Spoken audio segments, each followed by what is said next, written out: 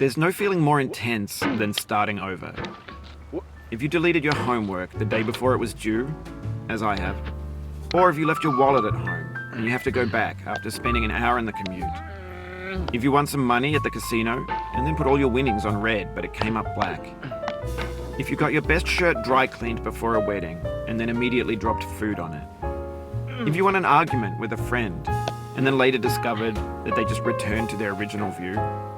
Starting over is harder than starting up.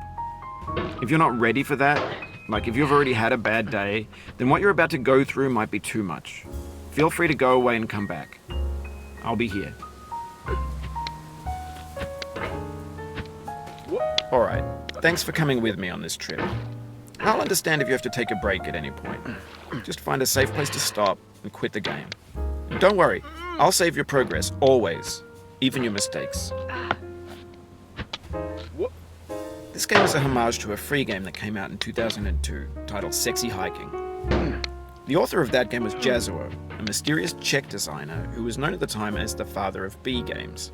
And B games are rough assemblages of found objects.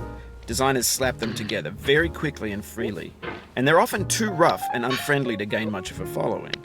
They're built more for the joy of building them than as polished products. In a certain way, Sexy Hiking is the perfect embodiment of a B game. It's built almost entirely out of found and recycled parts, and it's one of the most unusual and unfriendly games of its time. In it, your task is simply to drag yourself up a mountain with a hammer. And that act of climbing, in the digital world or in real life, has certain essential properties that give the game its flavor. No amount of forward progress is guaranteed. Some cliffs are too sheer or too slippery.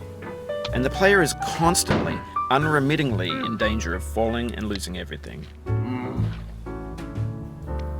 Anyway, when you start Sexy Hiking, you're standing next to this dead tree that blocks the way to the entire rest of the game. It might take you an hour to get over that tree, and a lot of people never got past it. You prod and you poke at it, exploring the limits of your reach and your strength, trying to find a way up and over. And there's a sense of truth in that lack of compromise. Most obstacles in video game worlds are fake. You can be completely confident in your ability to get through them once you have the correct method or the correct equipment or just by spending enough time. In that sense, every pixelated obstacle in Sexy Hiking is real. The obstacles in Sexy Hiking are unyielding, and that makes the game uniquely frustrating. But I'm not sure Jazuo intended to make a frustrating game. The frustration is just essential to the act of climbing, and it's authentic to the process of building a game about climbing. A funny thing happened to me as I was building this mountain. I'd have an idea for a new obstacle, and I'd build it, test it, and it would usually turn out to be unreasonably hard. But I couldn't bring myself to make it easier. It already felt like my inability to get past the new obstacle was my fault as a player rather than as a builder. Imaginary mountains build themselves from our efforts to climb them, and it's our repeated attempts to reach the summit that turns those mountains into something real. When you're building a video game world, you're building with ideas, and that can be like working with quickset cement. You mold your ideas into a certain shape that can be played with, and in the process of playing with them, they begin to harden and set until they're immutable, like rock. And at that point, you can't change the world. Not without breaking it into pieces and starting fresh with new ideas.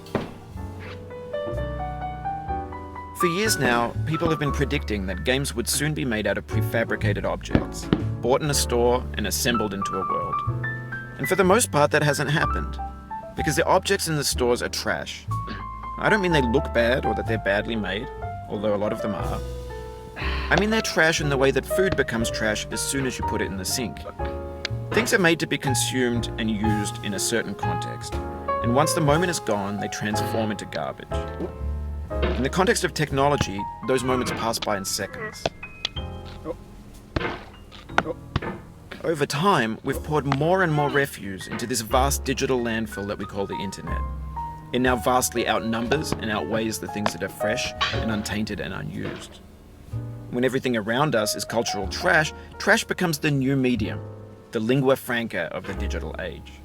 And you can build culture out of trash. But only trash culture. Be games, be movies, be music, be philosophy.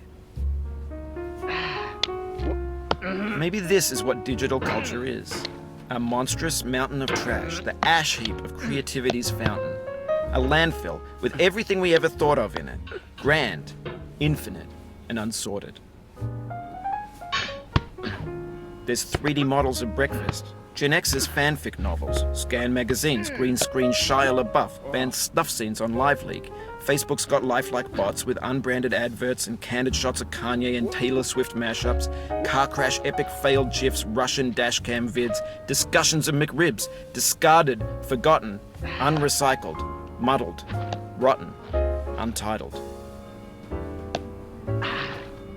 Everything's fresh for about 6 seconds, until some newer thing beckons, and we hit refresh. And there's years of persevering, disappearing into the pile, out of style, out of sight. In this context, it's tempting to make friendly content that's gentle, that lets you churn through it but not earn it. Why make something demanding if it just gets piled up in the landfill?